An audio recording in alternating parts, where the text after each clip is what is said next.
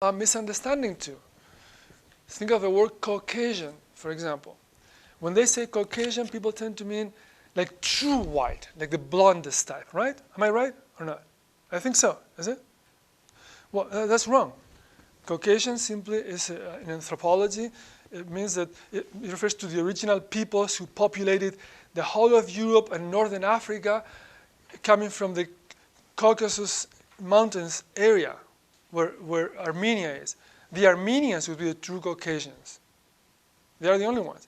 And it really encompasses the whole of Europe, North, Central, and South, and Northern Africa, all of the Caucasus. It's a very subjective thing to classify someone by race, and behind that classification there may be other darker, dirtier interests of trying to marginalize people or trying to, it's maybe a matter of power in there too, okay? Another argument that Ward Connerly used, his main argument was that affirmative action was stigmatizing people. Affirmative action stigmatizes minorities, so that if a minority person achieves some, high success in life, they're top managers or some other top positions, there's always going to be the suspicion that they made it with the help of affirmative action. That was his main argument. Yeah? Other people also argue that affirmative action has already accomplished its goals. It's no longer needed. Other people say it never accomplished any goals, but that seems to have been proven wrong. The number of minority people in top positions has increased through affirmative action, through the help of affirmative action. Okay? Now, affirmative action wasn't used in a light manner, even when it was applied in California. So the UC system, for example, when they had affirmative action, yes, they would give preferential admission to minority students to the point of flexibilizing, so to say, making their entrance requirements flexible, and so lowering, so to say, the requirements for minority students. But then once they were in, the university would provide tutorial programs to bring them up to the level with the other students. So it wasn't just allowing them to go through university unprepared and let them fail or give them a degree, even worse, without the due preparation. Once they were in, the university provided the means for them to be competitive and to make it in the same category as everyone else. Okay, time for questions for affirmative action. Yes, Candice. So are Asians not part of the affirmative action? They're not. The case with Asians is an interesting one.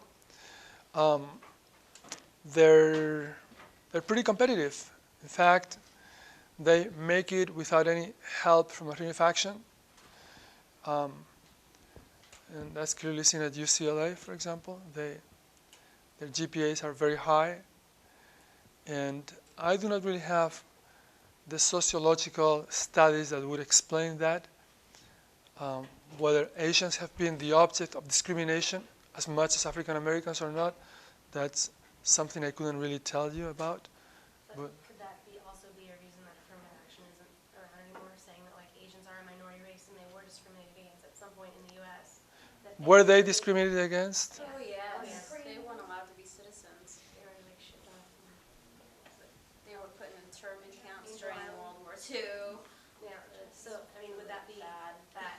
Well, yeah, in the World War II, their concentration camps. But generally speaking, did they suffer the same kind of discrimination as African Americans, or? In the West, well, like I mean, the Chinese were forced to work on the railroads in poor conditions, almost like slaves. Yeah. Okay. But I mean, would that be an argument that like they did it without any help, so-called help from? That's definitely cited. That's always cited. Yeah, the fact that Asians do not participate in affirmative action. Now, affirmative action has opened up also to poor whites So it isn't just for racial minorities, but also for poor whites, depending on the programs. Okay.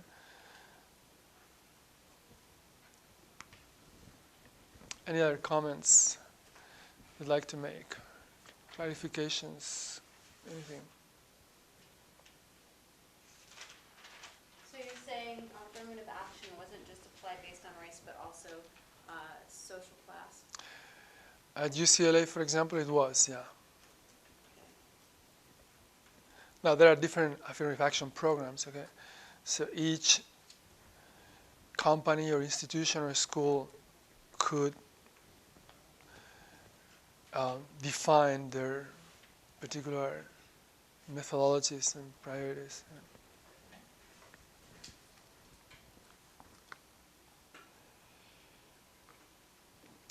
Okay, I guess we're done with this lecture.